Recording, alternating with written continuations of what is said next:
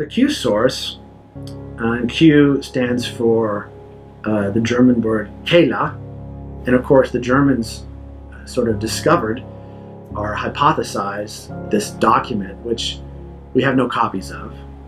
So it's a hypothetical document that we have no artifact or epigraphic evidence for.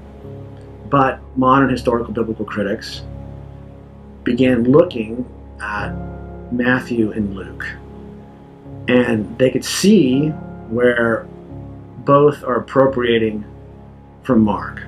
And then there's material that's unique, that's only in Luke, which is a lot of material. And then there's material that's only in Matthew, which is a good chunk of material. But then there's material in both of them that are almost the same, except with some minor modifications and tailoring. So, for example, Jesus' inaugural sermon. That's not in Mark, and it's not unique to Matthew or Luke. And they both have the basically same format, almost the same words, almost in the same order, with some modifications and additions. Matthew's inaugural sermon takes place on a mount, which is where, for Jews, that's where you encounter God. That's where Moses encounters God, on a mountain.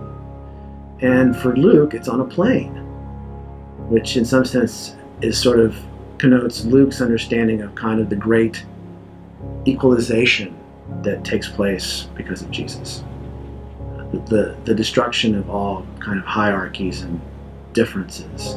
That's one example. And the classic example, of course, is the Lord's Prayer, which does not appear in Mark, does not appear in John, but appears both in Luke and Matthew. What's interesting is that they're both basically word for word the same, except Matthew's version is a little bit more, it adds a little bit more, and that's the one we say.